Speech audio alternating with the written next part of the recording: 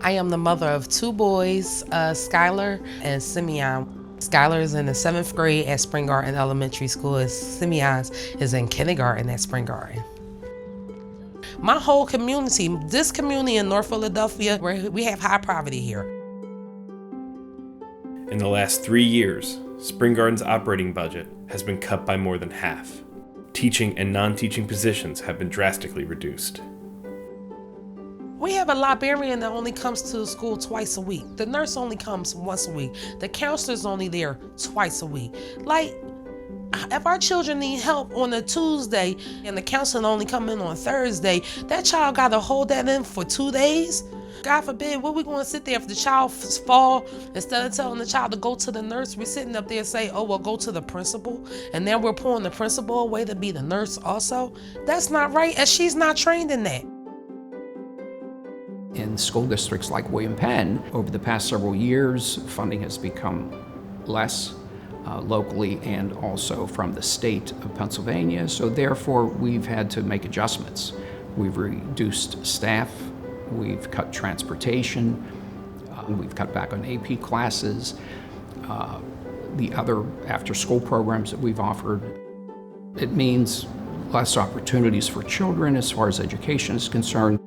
Research directed by the state in 2007 found that 95% of school districts in Pennsylvania were underfunded. In 2011, the legislature stopped making any effort to close the funding gap. Nearly half of the underfunded districts are considered rural and small.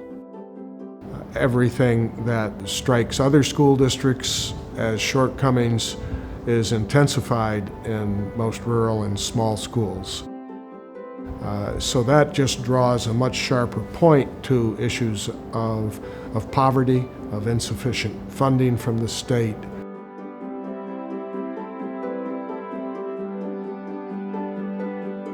We want the judicial branch to consider that definition of thorough and efficient, and to then say to the General Assembly and the governor, you are out of compliance with the Constitution. This is an enormous problem, fix it.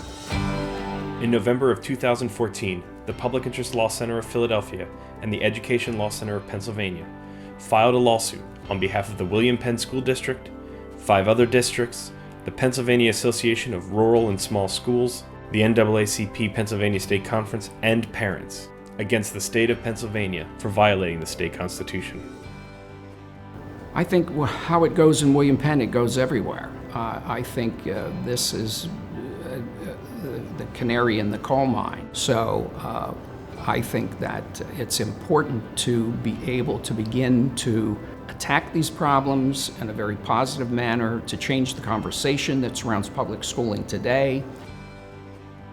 Without adequate and equitably distributed resources, students are not able to meet the proficiency standards set by the state legislature.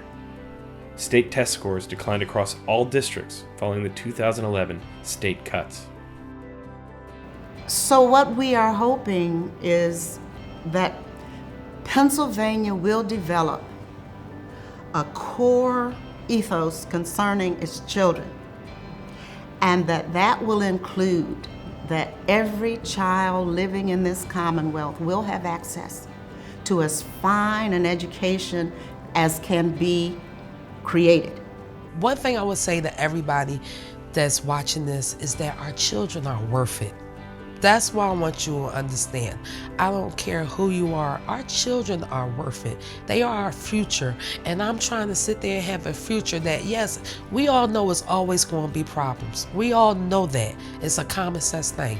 But our future will be great when we start educating our children, okay? And that's what I honestly believe in, because education is the doorway to success. And we will have a successful state when we start educating our children properly.